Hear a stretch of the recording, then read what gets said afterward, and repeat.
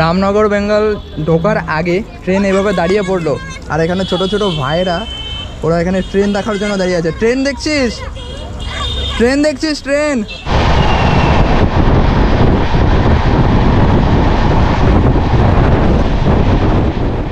প্রেমিকা ধোকা দেবে, বন্ধু বান্ধব বিশ্বাসঘাতকতা করবে, এসবকে এখন আর পাত্তা দিলে চলবে না। একা মন চাইলে বেরিয়ে পড়া, জানা অজানাকে জানার চেষ্টা করা, আর সকালের এই দীঘার সমুদ্র সৈকতকে টাটা বাই বাই জানিয়ে শুরু করলাম আজকের আমার পথ চলা। ঘড়িতে প্রায় 10:30 প্রায় বাজতে চললো, মানে 10টা বেজে গেছে। তো আমাকে তাড়াতাড়ি ওল্ড দীঘা থেকে যেতে হচ্ছে। আমি ওল্ড দীঘাতে আছি। এখান থেকে আমাকে প্রথমে টোটো নিতে হবে, টোটো কিংবা অটোই করে যেতে হবে। একটা 2 লিটারের জলের বোতল দিন তো। ঠান্ডা ঠান্ডা 2 লিটার 30 টাকা। 1 লিটার হ্যাঁ, বুঝতে পারলাম না। ও আচ্ছা আচ্ছা, ঠিক আছে। ঠান্ডা না, গরমে দিন। হ্যাঁ, বিসলারি হবে না? অন্য কোম্পানি এইটা দিয়ে দিন। হ্যাঁ, এইটা দিয়ে দিন। সকাল থেকে জল খাওয়া হয়নি, জল নিয়ে নিলাম 2 লিটার। হ্যাঁ, 1 লিটার একটা। বাঁ দিকে দেখতে পাচ্ছেন দীঘায় কিন্তু জগন্নাথ ধাম হচ্ছে। জগন্নাথ মন্দিরের কাজ অনবরত চলেই যাচ্ছে। এবার দীঘাতে আসলে আপনারা জগন্নাথ দর্শনও করতে পারবেন, আর কিছুদিনের মধ্যে এটা উদ্বোধন হবে। আগের দিন আমি একটা জিনিস যেটা ফেস করেছি, যেদিন আমি প্রথম আসছিলাম দীঘাতে, সেদিন এখান থেকে আমাকে 30 টাকা নিয়েছিল ভাড়া। গাড়ির পুরো একদম ফুল ছিল, তারপরেও। আর এখন আসছিলাম, খালি গাড়ি আসছিল। তো আসার পরে আমি দাঁড় করালাম, উঠলাম টোটোতে। ওঠার পরে এখানে নামানোর পরে বলছে দাদা 40 টাকা ভাড়া। এটা কি মানে যার কাছটা যেমন নিয়ে পড়া, এটা 20 টাকা করে রেট মানে দেওয়া আছে ওল্ড দীঘা থেকে নিউ দীঘা, নিউ দীঘা থেকে ওল্ড দীঘা। তারপরেও ভাড়া কেন বেশি নিচ্ছে আমি তাই তো বুঝতে পারছি না। তাও আমি 20 টাকা দিয়ে এসেছি, কারণ আমার থেকে মানে ওই বেগরবাই করতে পারেননি। তো আমি চলে এসেছি দীঘা স্টেশনে। ট্রেন এখনও ঢোকেনি। তাম্রলিপ্ত ঢুকবে, মানে তাম্রলিপ্ত ঢুকবে। ঢোকার পরে যেটা হাওড়া থেকে ছেড়ে আসছে ওটাই আবার ব্যাক করবে। ওটা দেখলাম মেচেদা এরকম, তাই তমলুক ছাড়িয়ে চলে এসে খুব সম্ভবত।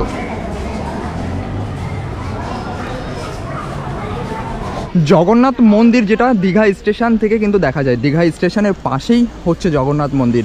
ভালোই হবে, দীঘা আসলে সমুদ্র ঘোরা হয়ে যাবে, সমুদ্র স্নান হয়ে যাবে, তার সঙ্গে আবার জগন্নাথ ধাম দর্শনও করা হয়ে যাবে। তাম্রলিপ্ত এক্সপ্রেস যেটা হাওড়া থেকে দীঘার উদ্দেশ্যে ছেড়ে আসে, আবার দীঘা থেকে যখন হাওড়ার উদ্দেশ্যে যাচ্ছে তখন যেটা জেনারেল কামরাগুলো, 3টে জেনারেল পরপর কিন্তু দীঘা যে স্টেশন একদম বেরোনোর যে গেট সেই দিকে পড়বে, আর সামনে এসি পড়বে। একটা ব্যাপার আমার সঙ্গে ঘটেছে, আমি যখন দীঘাতে হাওড়া থেকে আসছিলাম তখন আমার সিট পড়েছিল D1-এ, D1-এর 62, মানে পেছনের দিকটা। আর এবার পড়েছে এবারও সেম D1-এ পড়েছে সামনের দিকটা, মানে 1 নম্বর সিটটা আমার। এবারও উইন্ডো আছে, কিন্তু এবারের উইন্ডোটা একদম সাইডে পড়ছে, মানে জানলাটা আমি পাবো।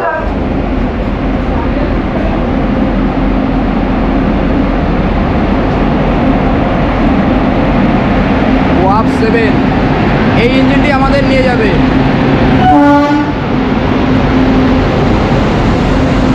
কান্ডারি এক্সপ্রেস, তাম্রলিপ্ত এক্সপ্রেস, এগুলো সব জেনারেল আছে।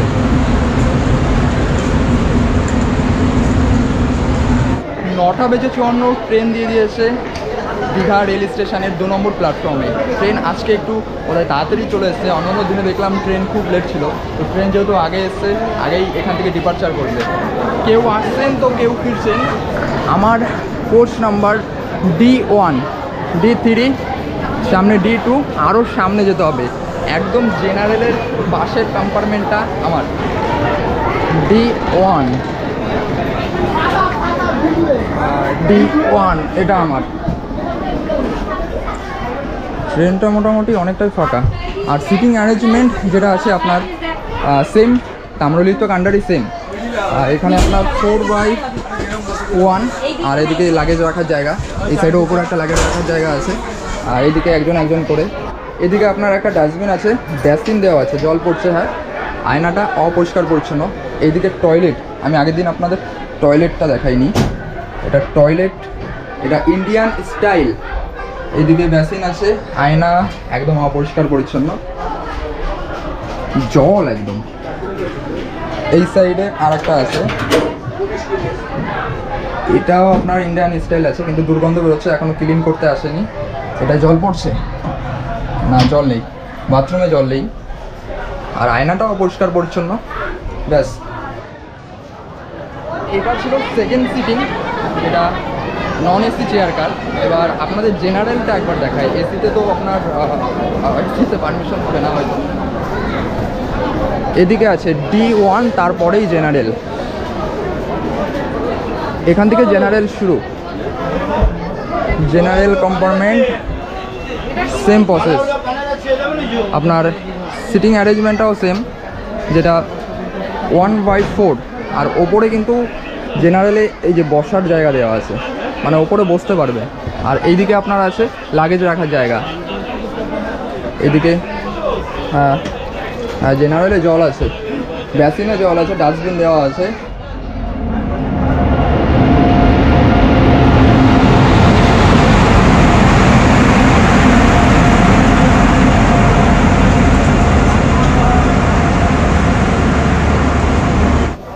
দীঘা থেকে কিন্তু লোকাল ট্রেনও যায় পাঁশকুড়া জাংশন পর্যন্ত। 5:45-এ ফার্স্ট ট্রেন ছেড়ে যায়। তারপরে তাম্রলিপ্তর আগে আরেকটা ট্রেন আছে, সেটা 6:50-এ ছাড়ে। তারপরে তাম্রলিপ্ত এক্সপ্রেস। আমি যখন দীঘাতে আসছিলাম, এই যে তাম্রলিপ্ত এক্সপ্রেসটা, এটা আবার হাওড়ার উদ্দেশ্যে, যেটা তাম্রলিপ্ত হয়ে যাবে যখন 2:25-এ আবার আসবে রিটার্ন করবে, তখন এটাকে আবার কান্ডারি করা হবে। আমার সিট পড়েছিল একদম সেম কম্পার্টমেন্টে, কিন্তু একটা ব্যাপার হয়েছিল, আমি যে উইন্ডো সাইড টিকিটে চুজ করেছিলাম, আমাকে উইন্ডো সাইড দিয়েছিল 62, যেটা ছিল একদম কর্নারের সিট। মানে এই যে কর্নারের সিট, সেই কর্নারের সিটটা ছিল সামনে। তো সেখানে আমি উইন্ডো কোথায় পাবো, মানে সিট আমি চুজ করেছি, কিন্তু এখানে যদি 2/3 থাকতো বা 3/2 থাকতো, তাহলে পাওয়া যেত উইন্ডো সিটটা, কিন্তু আমি সেখানে পেলাম না। মানে কীভাবে ম্যানেজমেন্ট করছে তাই তো বুঝতে পারছি না। 10:35 একদম রাইট টাইমে দীঘা স্টেশন থেকে ট্রেন ডিপার্চার করলো। টাটা।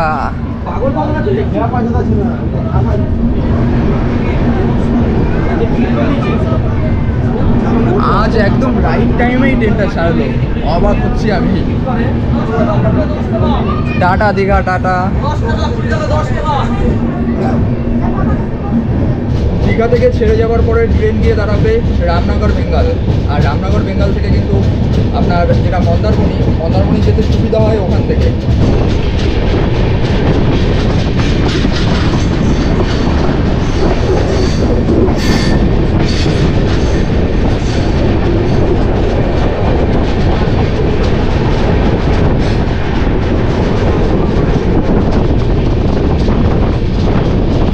দীঘা লাইনটা যেহেতু সিঙ্গেল লাইন, তার কারণে পাশ দিয়ে পাসিং হওয়ার ট্রেন কিন্তু আপনাদের দেখাতে পারছি না।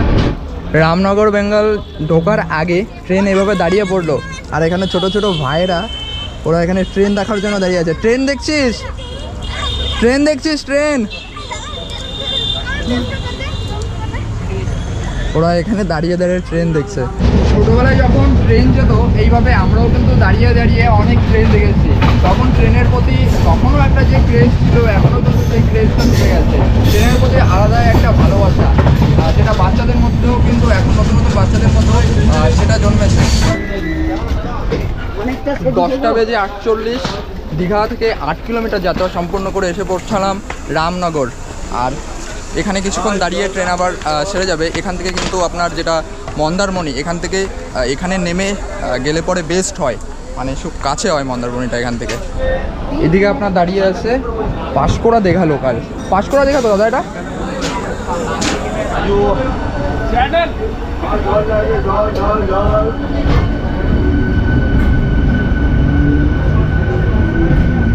যতই রিজার্ভেশন থাকুক না কেন, ট্রেনের দরজার সামনে দাঁড়িয়ে যে দৃশ্য, এটা দেখার অভ্যাসটা আমার কখনোই যাবে না। এবার যদি বলে যে ভিডিও করার শুরুতে, না, ভিডিও করার শুরু আছে। আর তারপরে এমনিও আমার অনেক আগের একটা অভ্যাস, সিটে বসি না, এরকম দরজার সামনে দাঁড়িয়ে দাঁড়িয়েই পুরো জার্নিটা কভার করে দিই। বেশ ভালো লাগে কিন্তু, তবে সেফটি মেনটেন্স করে এই যে হাতল আছে এটা ধরে রাখতে হবে পুরো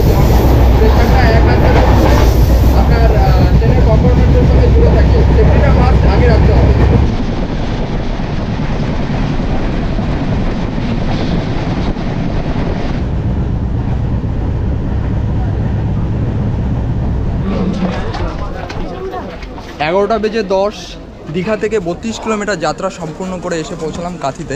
এই কাঁথি থেকে কিন্তু অনেক যাত্রী ওঠেন এই ট্রেনে, আর কাঁথিতে 2 মিনিটের স্টপেজ আছে। গার্ড সাহেব গ্রিন সিগন্যাল দিয়ে দিয়েছেন, ট্রেন ডিপার্চার করছে কাঁথি রেল স্টেশন থেকে। আম্রলতা এক্সপ্রেস এটি আইসিএ পোস্ট ফ্যাক্টরিতে তৈরি, আর এই ট্রেনের এই রুটে ম্যাক্সিমাম হাই স্পিড আছে 110 আর অ্যাভারেজ স্পিড আছে 55। মেন লাইনে স্পিড বাড়ানো আছে, মেন লাইনে অতটাও টানে না।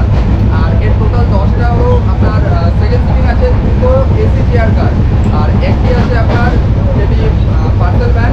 ভ্যান্টি কারের সুবিধা পাচ্ছেন, 3টে জেনারেল আছে।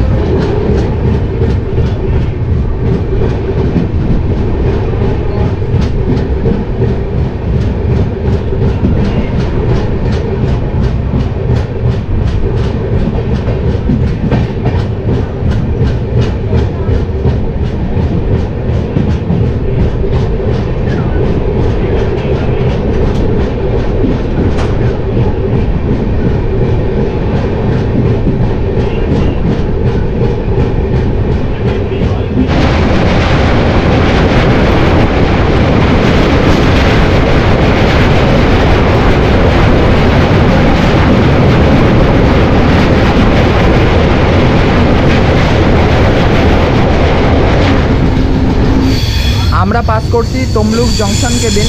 সামনের যে লাইনটা চলে গেল ওটা হলদিয়ার দিকে চলে গেছে, আর এই দিকে মানে এখান থেকে ভাগ হয়ে যাচ্ছে একটা হলদিয়া একটা দীঘার দিকে। এবার অনেকের মনে এই প্রশ্ন থাকতে পারে যে তমলুককে কেন জংশন বলা হয় না, কেন ওখান থেকে তো দুটো লাইনে ভাগ হয়ে যাচ্ছে, একটা হলদিয়া যাচ্ছে, এদিকে দীঘাও যাওয়া যাচ্ছে, পাঁশকুড়া জংশন যাওয়া যাচ্ছে, হাওড়া যাওয়া যাচ্ছে, তাহলে কেন এতে জংশন বলা হয় না? জংশন বলা হয় না এই কারণেই, কারণ তমলুক থেকে অনেকটা দূরে গিয়ে লাইনটা ভাগ হয়ে গেছে, যার কারণে তমলুককে জংশন বলা হয় না।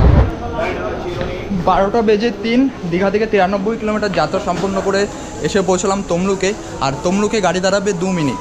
12:05 2 মিনিট দাঁড়িয়ে, মানে 1 মিনিট এক্সট্রা দাঁড়িয়ে আছে, 3 মিনিট হয়ে গেছে। 3 মিনিট দাঁড়িয়ে ট্রেন স্টেশন থেকে ডিপার্চার করলো।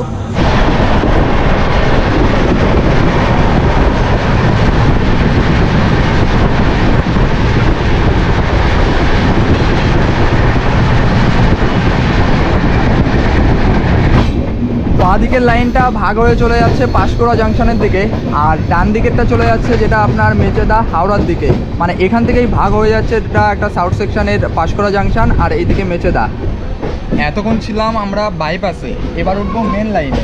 এবার ভয় হচ্ছে যে এই পর্যন্ত একদম গাড়ি তো মানে তার সঠিক টাইমে 2-1 মিনিট লেট আছে, টাইমে নিয়ে আসছে, কিন্তু মেন লাইনে গিয়ে লেট না করিয়ে দেয়, কারণ মেন লাইনে তো গাড়ির চাপটা বেশি থাকে। বিশেষ করে এক্সপ্রেস আর লোকালের চাপটা মেন লাইনে প্রচুর। মেন লাইনে ওঠার পরে আমাদের লোকালের সঙ্গে অনেক দেখা হবে, পাঁশকুড়া লোকাল, যেটাকে পাঁশকুড়া লোকালকে দাঁড় করিয়ে এক্সপ্রেসটাকে পাস করিয়ে খুব ভালো করেছে, নাহলে লোকালটাকে আগে চালিয়ে এক্সপ্রেসটাকে দাঁড় করিয়ে দিত, ট্রেনটা অনেকটাই লেট হয়ে যেত। যাক আজকে টাইমিংয়ে আছে।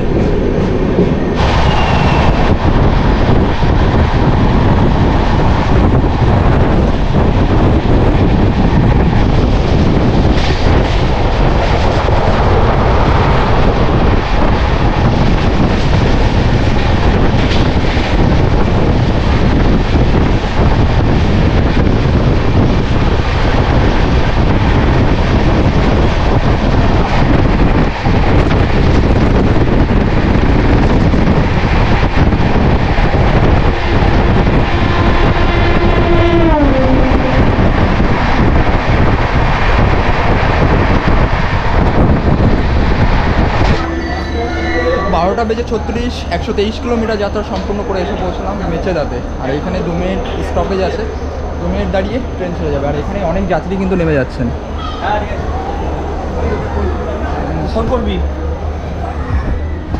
মেচেদার পরে ট্রেন আর দাঁড়াবে উলুবেড়িয়া সাঁতরাগাছি জাংশন, তারপর লাস্ট ডেস্টিনেশন হাওড়া জাংশন।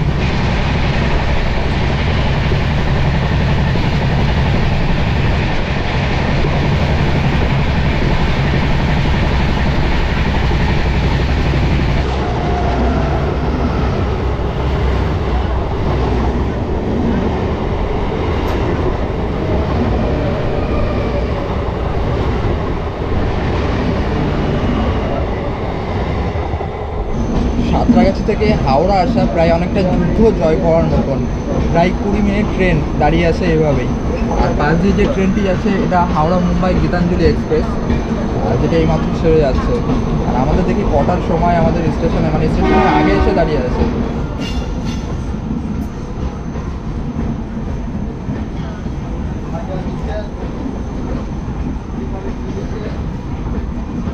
দুটো বেজে 24, প্রায় আধা ঘন্টা লেটে ট্রেন হাওড়া স্টেশনের 19 নম্বর প্ল্যাটফর্মে দিয়েছে। তো হাওড়া স্টেশন থেকে জার্নি শুরু হয়েছিল, এখানেই শেষ হলো যাত্রা। এই পর্যন্ত ভিডিওটি রাখছি। ভিডিওটি ভালো লাগলে অবশ্যই লাইক, কমেন্ট, শেয়ার আর সাবস্ক্রাইব না করে থাকলে অবশ্যই চ্যানেলে সাবস্ক্রাইব করবেন। আবারও দেখা হচ্ছে নতুন কোনো ঠিকানায়, নতুন কোনো জার্নি নিয়ে। ততক্ষণ ভালো থাকবেন, টাটা।